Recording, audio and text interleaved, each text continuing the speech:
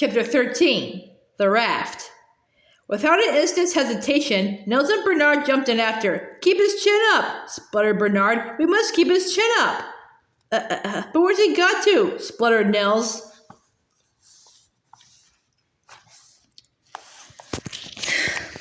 At that moment, the poet rose to the surface. They struck out desperately towards him. "Kick off your sea boots, you idiot!" choked Bernard to Nils. Nils kicked them off and made better progress. But they couldn't help. The dead weight of the prisoner's head was too much for them. "Swim! Swim for dear life!" shouted Nils in Norwegian. It was no use. The poet was too weak from his long imprisonment to manage more than half a stroke, and indeed by this time Nils and Bernard needed all their strength to keep going themselves. With a faint smile of gratitude, even in his extremity, down the prisoner went for the second time. Where was Miss Bianca during these dreadful happenings? She had done what everyone should do in an emergency. She had obeyed orders. She ran straight along the mooring rope and onto the raft. A woman came out of the reed house, but Miss Bianca didn't even notice her. She ran up onto an empty hen coop where she could see what was going on, and seeing, shrieked in dismay.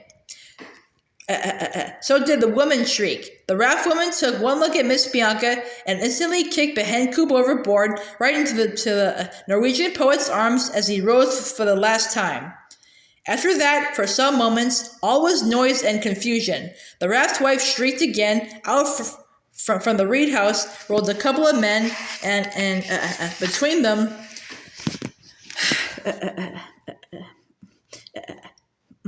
they hauled the prisoner aboard, Nils and Bernard clinging to his clothes, and Miss Bianca clinging to the hen coop. All four were so full of water, the prisoner had to be life-saved by the raft men, while the mice life-saved each other, but everyone was safe aboard. 2. All who use waterways, be it by sea, river, or canal, speak essentially the same language. If each separate word isn't understood, at least the general drift is. The raft people soon learned all they needed to, and besides, were the very reverse of inquisitive. For instance, no one said anything about the Black Castle, though it loomed so directly above them. In the same discreet, almost offhand way, they supplied their guests with dry and anonymous clothing, and when he had changed, made his old prison rags into a bundle, and weighted it with a flat iron, and sank it in the river. The raft wife also cut his hair for him. And the moment the river had a little calmed, they unloosed the mooring rope and cast off. "What splendid, kind people!" exclaimed Miss Bianca. "Aye, proper seafarers," said Nils. The mice made this last journey in the poet's pockets. He somehow explained to the raft wife, when she wanted to chase them off, that they were friends of his. "Mind they don't run about loose then," warned the raft wife grudgingly. She had sacrificed her flat iron, but she couldn't abide mice. So the poet put them one in each pocket, Bernard in the left, Miss Bianca in the right, and Nils over his heart. From the snugness and security, each day again, as on the wagon ride, they looked out upon a changing landscape.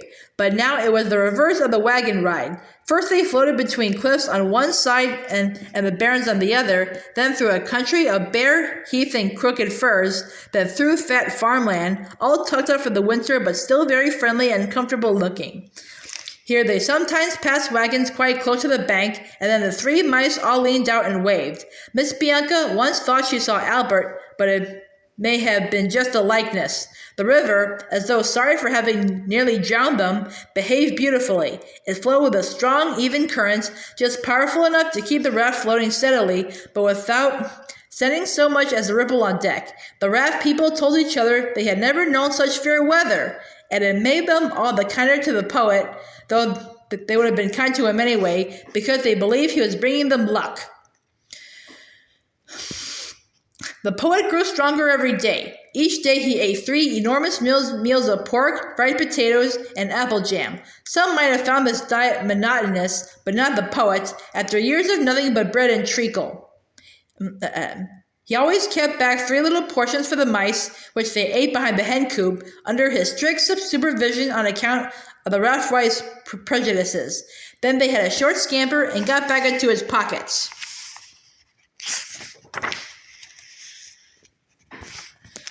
Sometimes at night, because the moon was so beautiful, he let them run out again just for a few minutes, and Miss Bianca was so inspired she wrote 2 new poems. Poem by Miss Bianca, written on a raft. How beautiful the night! What silver ripples swim behind our wake! All nature hushed, wind still, the waters calm. 'Tis as we sailed upon an argent lake. How beautiful the dawn! Aurora's fingers part the fading mist. Sweet birds strike up their morning roundelays. 'Tis as we sailed on seas of amethyst. M.B. The other was perhaps not quite so poetic, but even more heartfelt. Raft song by Miss Bianca.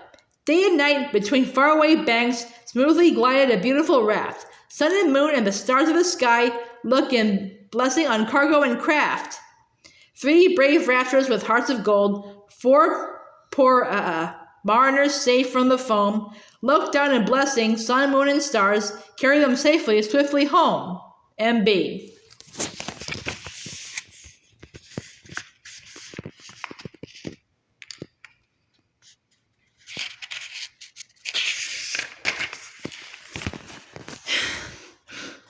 This one had a rather appropriate watery rhythm. The 3 mice used to sing it each night from pocket to pocket while the poet slept. Safely indeed, if not very swiftly, the raft bore them on. How glorious it was to be headed for freedom at last, for their cargo was due at the capital, and once there, said Nils confidently, the prisoner poet, his strength now quite recruited, would be able to make his own way home. And I shall go with him, said Nils yearningly. Ah, it'll be good to see Norway again and take a glass of beer with the lads. Bernard looked at Miss Bianca. He was going home too, but where was Miss Bianca's home? Would she disappear again into the world of high society, into her porcelain pagoda? Miss Bianca was asking herself the same question.